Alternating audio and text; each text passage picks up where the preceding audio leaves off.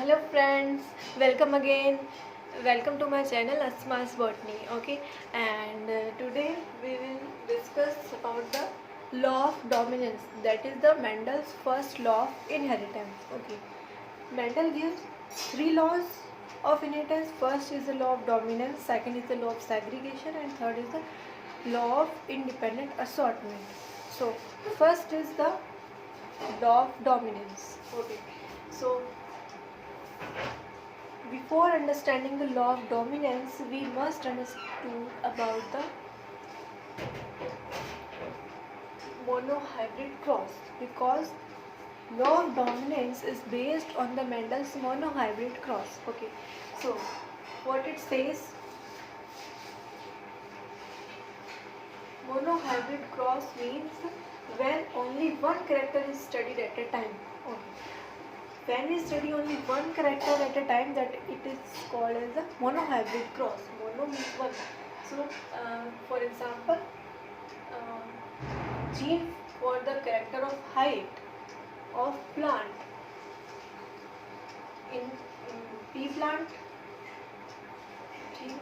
Yes, okay. So in pea plant, two contrasting form of a genes are present, that is the tall allele and the dwarf allele. Tallness representing allele and the dwarfness representing allele. So this is the capital T is the tallness representing allele, and this is the dwarfness representing allele. So tallness is the dominant character and dwarfness is the recessive character. So there is only one gene for controlling one character and a gene for the character, the plant height. So only one character is studied at a time, the plant height character. So it is known as the monohybrid cross. Okay. So in this cross, first of all, we took the parents that must be homozygous in the genotype. That must be homozygous in the genotype. Means what it means? Genotype means homozygous means both the alleles are of similar type. This is the tallness representing allele and this is the dwarfness representing allele. But here it is also homozygous. You can see. So and this parent phenotypically tall and this is phenotypically tall. Then we form the gametes, and after the gamete formation we will form the F1 generation. F1 means filial generation. Okay. So in a hybrid in this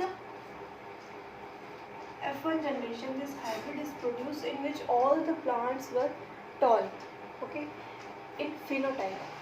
But in this the plant is heterozygous. Genotypically the plants are heterozygous. Heterozygous means these both alleles are different. This is the tallness representing allele capital T and this is the dwarfness representing allele small t. Okay. Then after the F1 generation we will do the selfing. You know the selfing cell. What is the difference between selfing and the cross? Selfing means two plants with similar genotype are made to reproduce. You can see here is selfing. When this F1 hybrid is doing the selfing, when this is the genotype of one parent and this is the second parent. So both the parent have a similar genotype. So this is known as the selfing. And what is a cross? In the cross, two plants with different genotype are made to reproduce. In this, these two parents are of different genotype. So this is known as the cross. But this is the selfing because the genotype of both parents is same. Okay. Then we form the gametes, and after the gamete formation we will form the checkerboard for the F2 generation. Okay. Then we will see the phenotype ratio and the genotype ratio of the F2 generation. You can see the phenotype ratio of the F1 generation is the 3:1. Three plants are tall and one is tall, and the genotype is 1:2:1. Okay, this is the homozygous, this is heterozygous, and this is no, this is the homozygous dominant, this is the heterozygous, and this is the homozygous recessive. Okay, so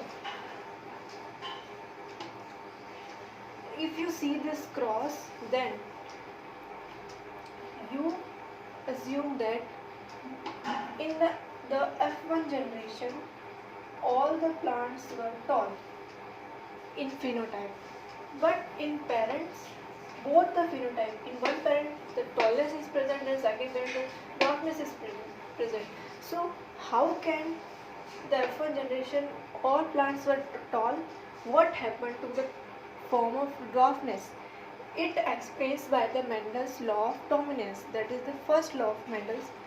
Okay, so what it says that in a F1 hybrid, in the heterozygous conditions, in this two alleles which are present together, that are distinct from each other, from which one allele expresses itself. The allele which expresses itself is called as the dominant allele. So here the dominant allele is the tallness representing allele, because the plants were tall in phenotype. So this T, capital T, represents the tallness. So capital T is the dominant allele, and the allele which is not expressed or which do not express itself, is called as a recessive allele. Here the recessive allele is the dwarfness representing allele, that is the small t. Okay.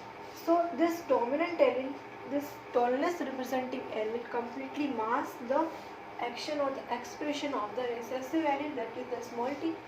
Okay. So all the plants are tall in the F1 generation. This is explained by the law of dominance. Okay.